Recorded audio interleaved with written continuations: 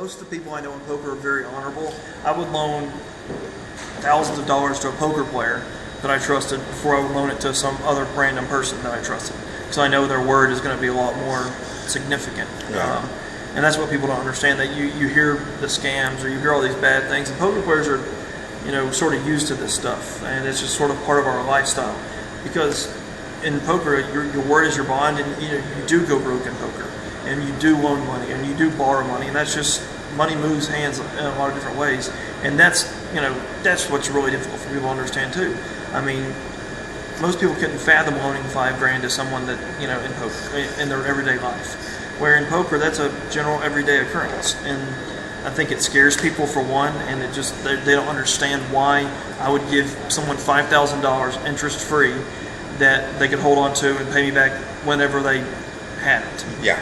And that's just sort of the way it is in the poker world, and it's just not like that in any other community whatsoever. Do you expect online poker to be open in the United States? Yeah, I think it will. Don't know when, obviously. I mean, it's like I was telling him, it's going to be states first, probably then federal, but it'll take some time. But I think it'll definitely open back up. If you have to say something to a person that don't play poker, what kind of tip give? What kind of tips if someone wants to learn how to play poker? Yes. A person new to the game. New to the game? If you're depends on what your goals are. If your goals are to have fun, just have fun.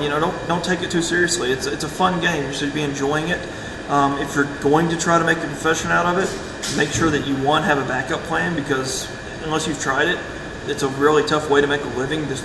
It's not even the playing poker that's so tough. It's the traveling. It's the hours you have to keep. I mean, what people don't realize, you're up at 8 o'clock at night, usually if you're playing cash games, to start your day, and then you're up all night playing. Or if you're doing a tournament, you start at noon and you go to midnight. So it's not really your typical work day. So it takes some getting used to. So a lot of people can't handle that. So you have to have a backup plan. But as far as actually the gameplay itself, I would just tell anybody that's starting out, I would say, one, to have fun. But if you want to learn something, the best thing I could have advice-wise that is just something to get you going without ever having to think about it. If you just know 3 simple things, then you're fine. You want to have position, you want to have aggression, or you want to have the best hand.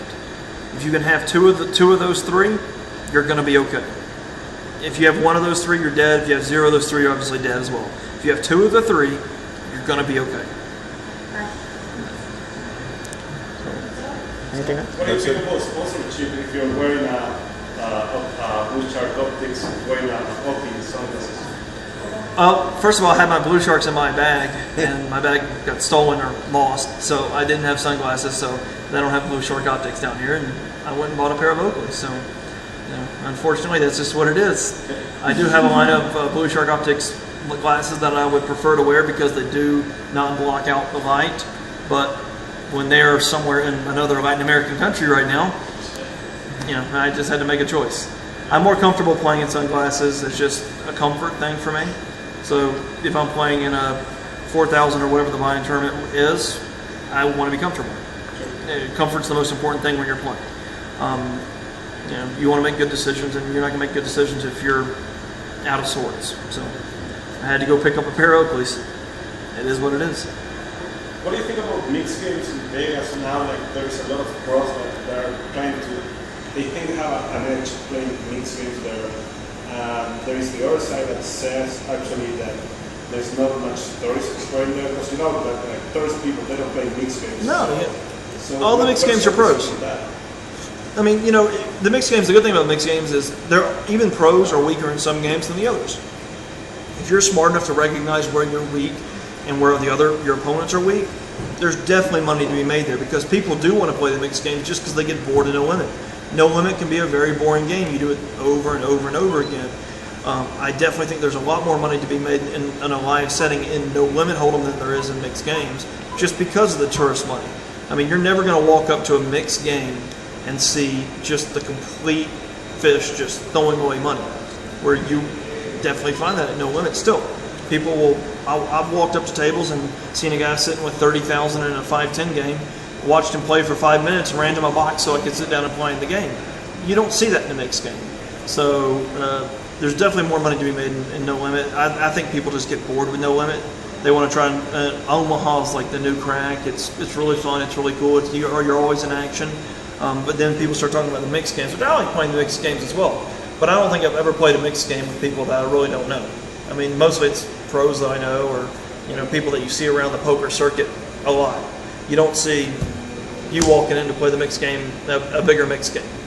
So I do think there's more money to be made in No Limit. I didn't record that because you're going to have to do that twice. No problem. No, I was wondering because I just heard about. I mean, I lived in Vegas last year for 8 months. So I was branding the 120 to 5 like all around. And the mixed games, generally they play bigger. They're bigger buying game. They're bigger. You're not going to find a low mixed buying game. No. For the one thing, because you're never going to fill it because there are not going to be enough players.